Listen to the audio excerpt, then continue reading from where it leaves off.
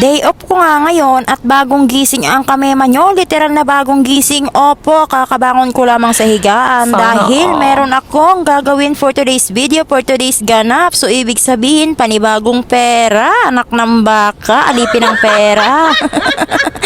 Nag-almusal nga ako diyan ng 2 saging lamang at tubig kasi yan lang ang meron ako. Ngayon yung araw na ito ay gagawin ko ang bouquet na order ni customer, kaya samahan nyo ako sa A Day in My Life as an OFW here in Taiwan. So yun nga mga kamema, kumuha na nga ako ng mga fussy wire para gawin nating flower bouquet. Kulay pink nga pala ang order ni customer dahil yun daw ang paborito ng kanyang reregaluhan. Kaya naman sinisimulan ko na ang paggawa ng ating kulay pink na tulip. Hindi ko na nga ipapakita mga kamema kung paano ko ginagawa ang tulip dahil sa mga previous video ko ay naipakita ko na kung paano ko sinisimulan at kung paano ko ito binubuo. Yun na nga mga kamema, nagpapasalamat nga po ako ulit sa mga umorder dahil talaga namang walang sawa sa pagtangkilik ng aking aking mga produkto. Sana all may produkto. Hindi mga kamema, kahit naman mas magmaliit o magmalaki man ang ating mga blessing ay kailangan nating ipagpasalamat sa may kapal dahil talaga namang hindi tayo pinapabayaan at lagi tayong binibiyayaan magmaliit man o magmalaki. Hindi ba? Tumawag nga ako sa nanay ko, nasabi ko ay kamusta na at nakikita niya ang aking video na marami nga daw akong client at marami nga daw akong ganap sa buhay at ako nga daw ay busy. Baka nga daw ay ako hindi na nagpapahinga. Totoo yun, literal na hindi na nga ako masyado nakakapagpahinga, pero talaga namang sinasamantala ko na rin dahil paminsan-minsan lang naman itong mga oportunidad na ito.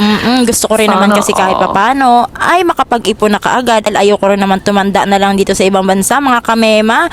Gusto ko rin namang maalagaan ang aking anak sa Pilipinas. Tama po, opo, may anak na po ako at nag-iisa lamang. At gusto ko rin naman mga kamema ay ma-provide ko din naman ang mga pangangailangan niya at gusto ko naman ay hindi natin alam sa pagtanda natin kung hanggang kailan ba tayo magiging malakas, kaya hanggat ngayon na malakas pa ako ay sinasamantala ko na din ang mga ganitong bagay dahil alam kong sa pagtanda ko ay sisingilin na ako ng katawan ko. At least naman sa pagtanda ko ay meron na akong ipon at kahit paano ay hindi na ako magiging pabigat at pasaway sa aking anak.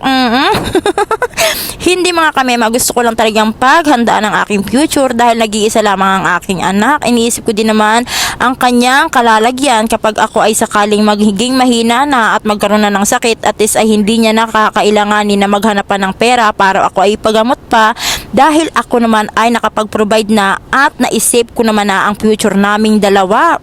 Sana all.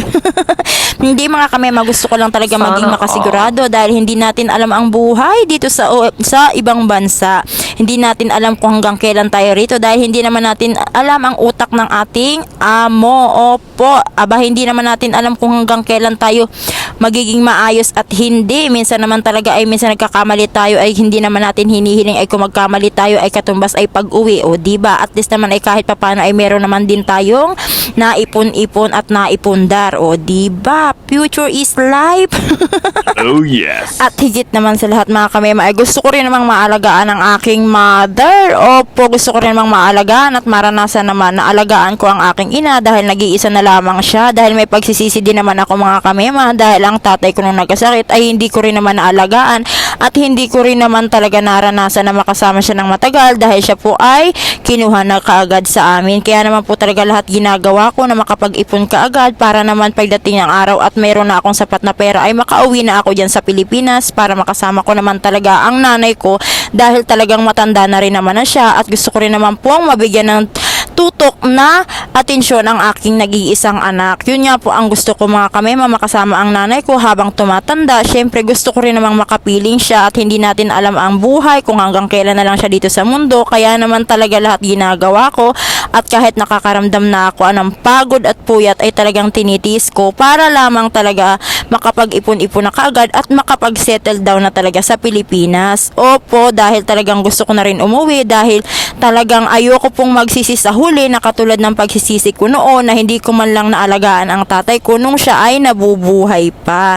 Yan na nga lang po mga kamema, binabalot ko na nga po ang flower bouquet. O diba? Sana naman mga kamema ay magustuhan po ito ni client. Kaya nga mga kame, ginagawa ko lahat para lang talaga sa pamilya ko dahil ayaw kong may pagsisihan sa huli. Kaya mga kame, kung kayo ay may mga magulang pa, ay mahalin nyo ng sobra at hanggat buo pa ang inyong magulang ay tutukan nyo ng mabuti at wag nyo silang bibigyan ng sama ng loob. Dahil totoo ang kasabihan mga kamema ng lahat ng bagay ay napapaltan pero ang mga magulang ay nag-iisa lang. So yun lang mga kamema. Bye!